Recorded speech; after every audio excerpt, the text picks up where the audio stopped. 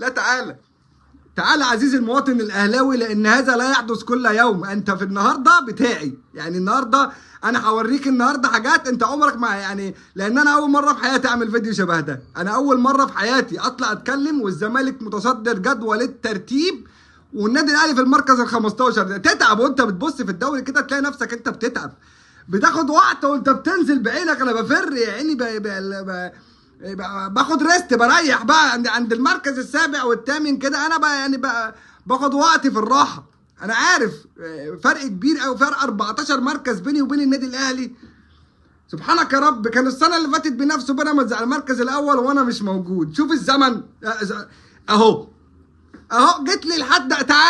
تعالى انت بتاعي، تعالى احنا ده برازيلي واسمر، وهتبقى بص ايامك معانا. عشان كده بقى بيتش الزمالك، خدت بال سيادتك لما حددوا بقى المواعيد المباريات وبتاع، وقال لك مباراه الاهلي اليوم كذا، قال لك كن هناك. يعني انت ما يعني خدت بالك انت غريمي، استناني بقى لان انا جاي.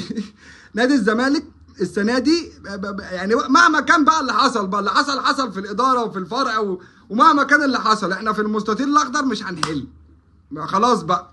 يعني انا متفائل. بص عايز اقول لك، كل ما اكلم حد من جمهور النادي يعيش لك يومين، افرح لك شويه انت شويه، والنادي الاهلي هيرجع يعمل لي ايه؟ النادي الاهلي هيعمل لي ايه؟ النادي الاهلي هيرجع يعمل ايه؟ حتى لو النادي الاهلي كسب المؤجلات بتاعته وبقى متساوي معايا في المباريات، انا برضه متصدر جدول الترتيب بيه. ما احنا برضه الزمالك حضر، وحد يصدق ان الاهلي يتعادل ماتشين ويخسر مباراه؟ والكلام اللي حد يصدق الكلام اللي حصل مع النادي الاهلي ده؟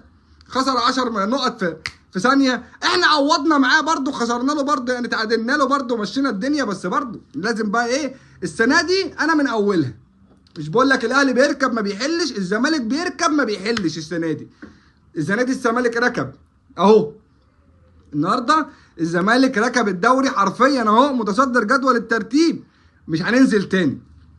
فكره ان انا اطلع في يوم من الايام واقول لك ان النادي الاهلي ركب وبيركب مش هقولها. انا مش هجيب سيرتها خالص، ولا هتكلم في اي حاجه. احنا يابا انا ما اعرفش انتوا هتناموا ازاي النهارده.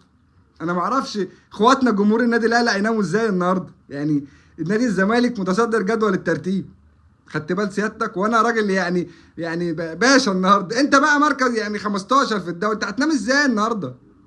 هتنام ازاي بجد غريمي؟ لان انت ظروفك النهارده تعبانه، انا عارف. انت متضايق لان حصل معاك النهارده دروب انت ما تتوقعهوش. انت كنت متوقع ان المصري البورسعيدي يكسب الزمالك، او ان الماتش يخلص تعادل، فانت ترجع تكسب مؤجلاتك، تتصدر جدول الترتيب وشكرا سبحان الله، وتقول لي تعالى بقى. يعني خدت بالك؟ انا لا الكلام ده مفيش منه. انا مع احترامي لاي بيراميدز، الاهلي، مع اي حد السنه دي اللي هلمحه واللي يعني خدت بالك والله العظيم بجد الزمالك هيظبط الدنيا السنه دي. وعايز النادي الاهلي يبقى عارف ومتاكد كلاعيبه وكاداره وكجمهور ان مباراه الزمالك والاهلي اللي جايه دي هتبقى مباراه للتاريخ. انا عايزك تتاكد من كده. المباراه دي هتخلص بحاجه من اتنين، انا بقولها لك في الفيديو ده، سجلها عليا. سجل الفيديو ده عليا انا كعبد الله، واللي انت عايز انا ممكن اعمل لك لو كلامي طلع غلط. لان ماتش الاهلي والزمالك الماتش اللي جاي ده حاجه من اتنين ما لهمش تالت. مش بقول لك ماتش القمه ملوش توقعات، انا بقول لك اهو ماتش الزمالك والاهلي ده، يا اما الزمالك هيكسب 4-0 او 3-0، يا اما الاهلي هيكسب 3-0 او 4-0، او ممكن حد يجيب جون شرف، يعني 4-1 او هنا او 4-1 هنا، 3-1 هنا او 3-1 هنا.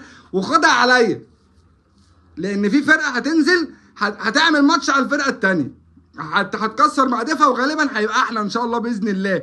وكل الكلام خدت بالك انت، وهتبقى في الملعب بقى، وهيبقى الدوري خلصان لان السادسه بتنادينا. عندنا لعيبه برازيليين وعايزين نخش كاس العالم، وعايزين بقى ايه الزمالك بقى يرجع بقى.